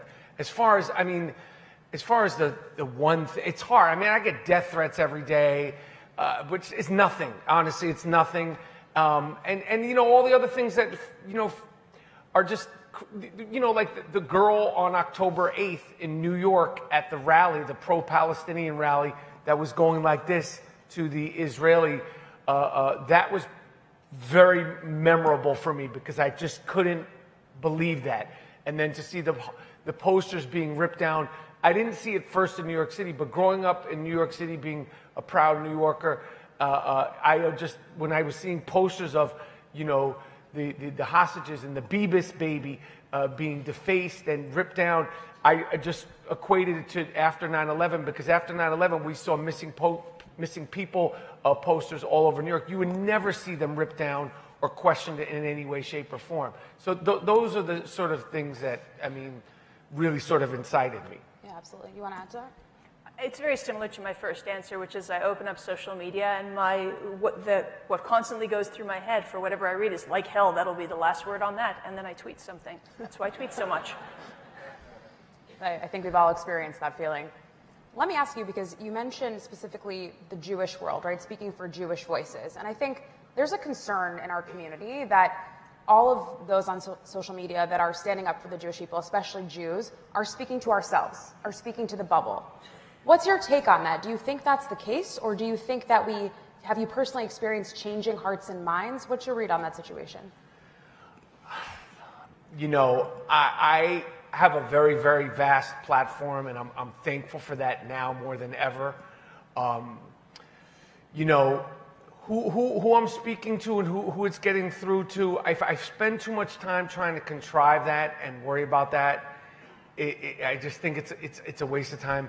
Obviously, I think, you know, I spoke to somebody in the social media, Twitter and Facebook, and they said, you know, your audience is the same, you know.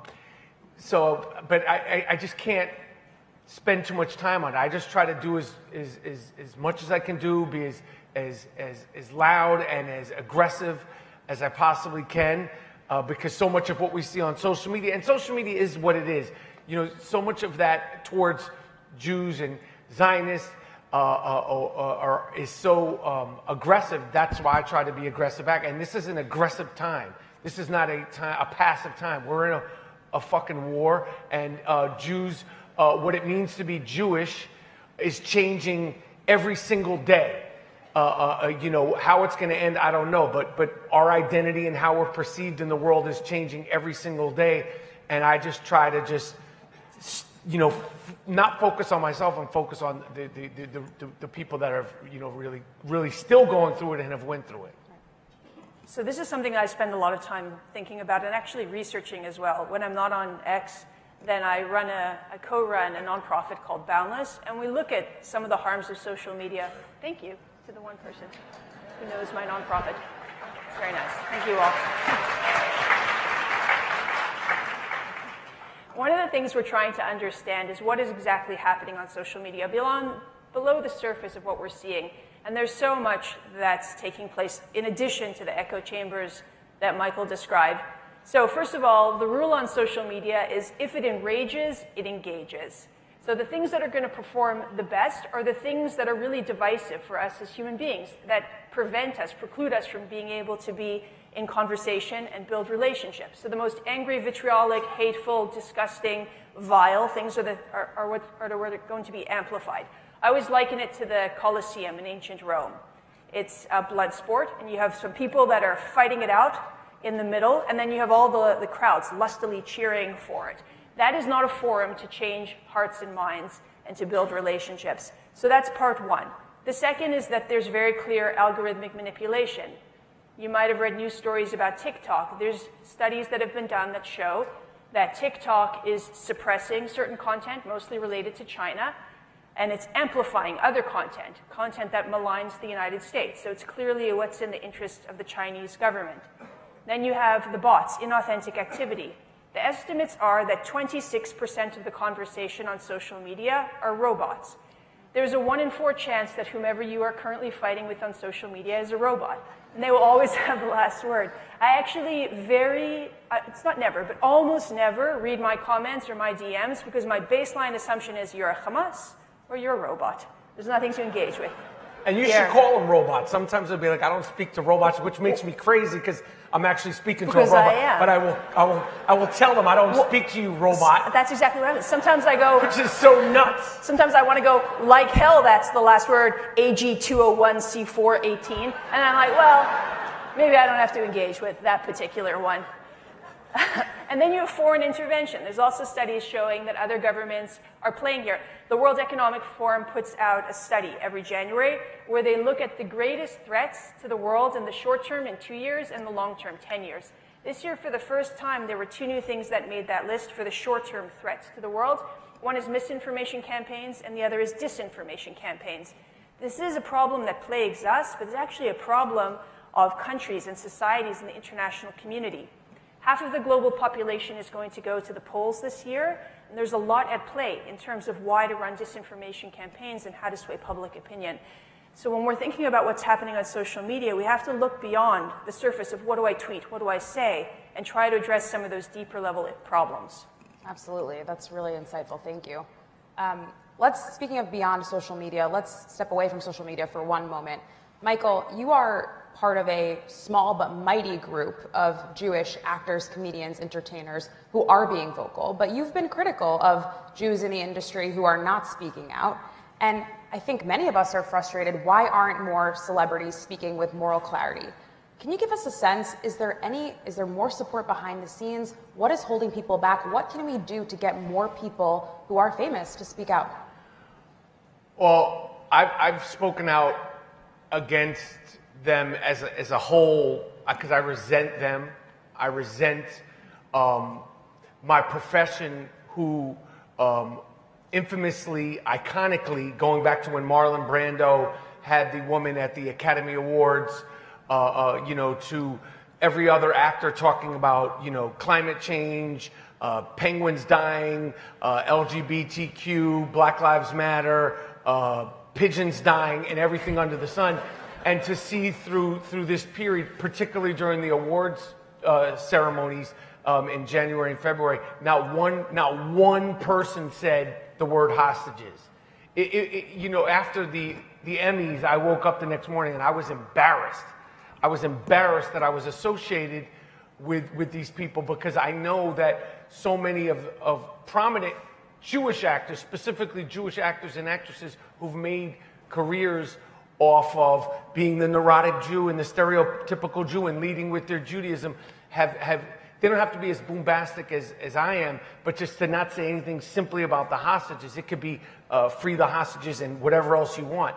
I don't know. There isn't something going on behind the scenes. The people who have said something have said something. It's 240-something days now. If they haven't said something now, they're not going to say something. I don't know why. I think some of them are Free Palestine people. I think some of them are totally misinformed, and I think some of them are scared. And whatever it is, it's unacceptable, especially knowing that artists, like I said, have spoken out and speak out every single year. And next year it'll be something else. It'll be some, agenda that people will talk out on. And it just somehow the only thing that got mentioned at the Academy Awards was a Jewish director who made a Holocaust movie refuting his Judaism and a bunch of people clapping for it. This shit was embarrassing to me. Yeah.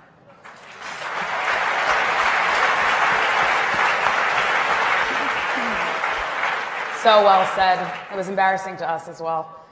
Aviva, I also want to ask you about your expertise because you're a warrior on social media, but you're also an educator, as has come up. And tomorrow, AJC is launching our 2024 opinion survey of Jews in the United States. And I want to highlight a couple of stats for you and get your reaction.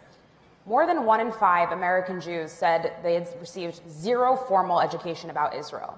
And those who reported no education about Israel were least likely to say they felt more connected to Israel since October 7th, followed by those who categorized their education as weak.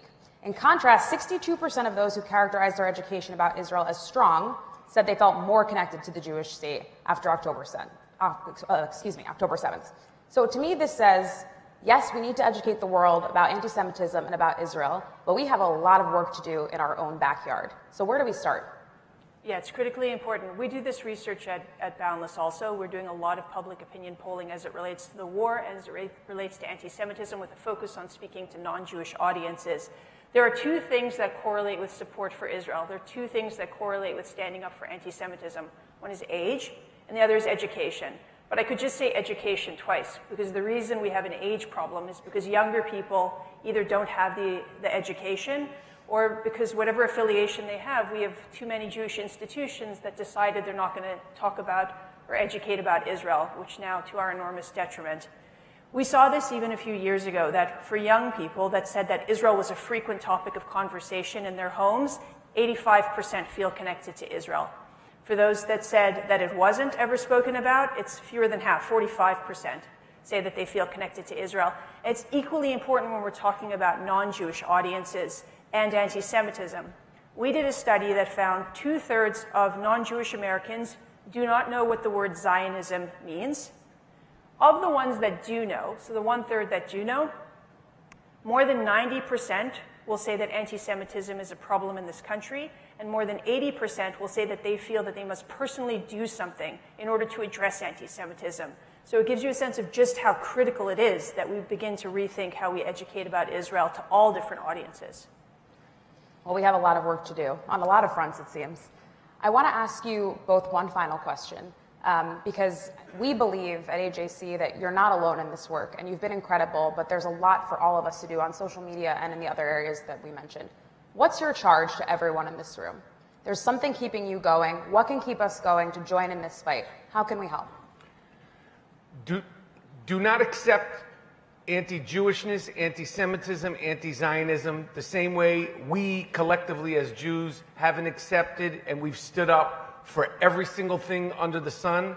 Do not accept it. It's not okay. It's not to be normalized. It's not to be accepted in any way, shape, or form. And to continue, I could say that I have educated myself and armed myself with so much knowledge and history and armed myself with the confidence. Because the more confidence you have and the more understanding you have of who we are, where we've come from, where we're going, and all those things, the more you can stand up. It's helped me enormously. I mean, I have been in a humongous education in the last 6 or 7 months, and it gives me the confidence to be able to speak up and to stand up and, you know, and to fight the way I do. Because it's like I said, being Jewish is changing, and you know, being recognized as a Jew is changing. And you know, for a lot of us that are adults in here, we're fine with that. But the younger people, you know, going forward, you know, when the dust settles, it's going to be like, what kind of Jew are you? Are you a this kind of Jew or that kind of Jew? And people need to be comfortable to say, you know, that they're a proud, strong Jew, and if need be, this is why.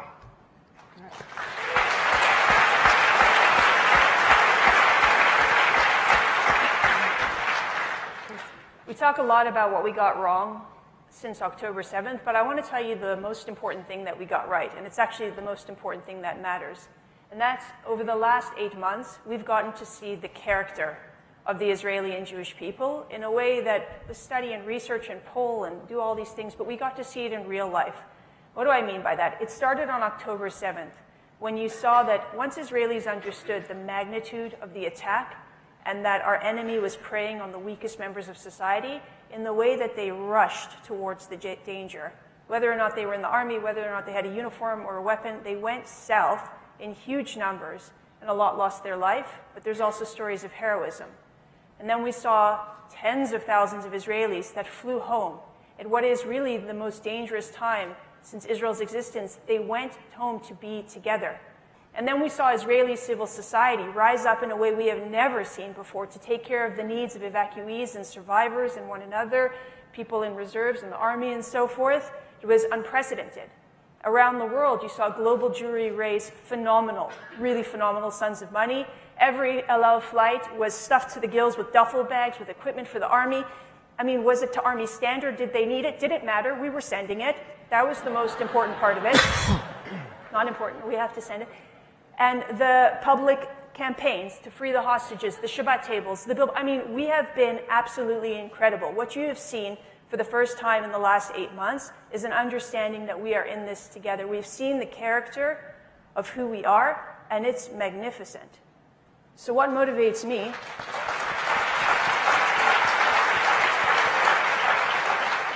And what should motivate all of you is to be worthy of the people that we belong to, because they deserve the very, very best.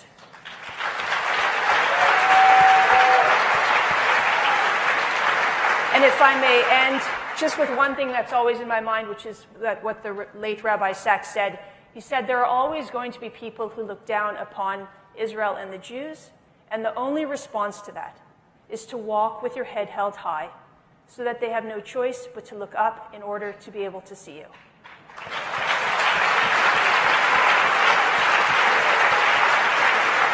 Well, thank you both for doing exactly that and for modeling that for our community. and the Jewish people. Thank you so much for coming. We're so grateful. Thank you.